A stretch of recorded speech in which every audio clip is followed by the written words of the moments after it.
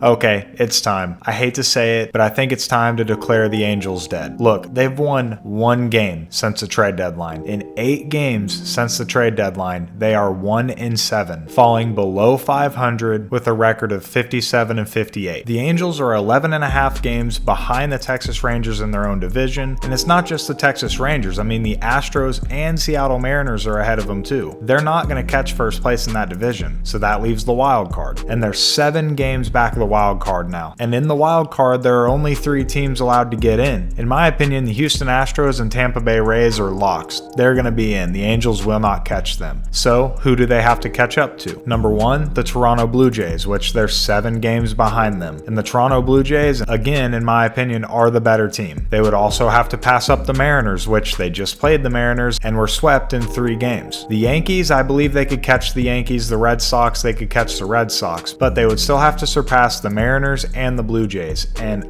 I just don't see that happening. This is sad because they didn't trade Shohei Ohtani. They wanted to go all in on this year, all in on 2023 because they want Shohei Ohtani back. I mean, the man's an icon there, not just in Anaheim, but in baseball as a whole. I mean, he's going to have the greatest season of all time this year. The Angels don't want to pass up on that and just trade him off because whether you like it or not, the Angels are just as much a player in the Shohei sweepstakes as any other team out there. In my opinion, and I have a video about it, I think the Angels stand a great chance of bringing Shohei back. I think he loves it there. So in my opinion, the Angels definitely did the right thing by not trading Shohei Ohtani. It just looks really bad now. Like, really, really bad. I mean, they traded so many pieces to put around Shohei to go for it all. They traded for pieces they needed to get. They got Mike Moustakas way before the trade deadline, Eduardo Escobar before the trade deadline, and then they brought in CJ Cron and Randall Grichuk in the same trade, while also going out and getting Lucas Giolito and Ronaldo Lopez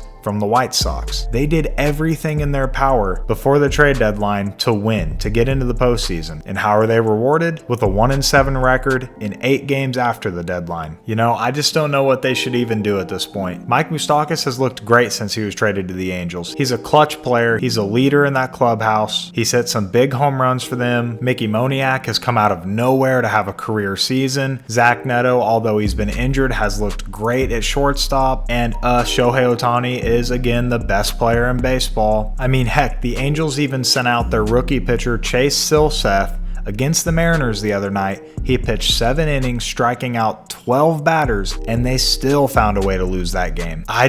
I don't know. I don't know what it is with the Angels. I think they're cursed. I think they could have traded for Fernando Tatis, Aaron Judge, Justin Verlander, and Max Scherzer, and they would still be 1-7. This team's cursed, and that's why I'm calling them dead. The Angels are dead in 2023. Let me know what you think down below, and also let me know if you think Shohei will be an Angel or if he's leaving to go somewhere else this offseason. Right now, it's really hard for me to stick with my guns on this, but I do think he'll be an Angel for life. Anyways, guys, peace. I love you.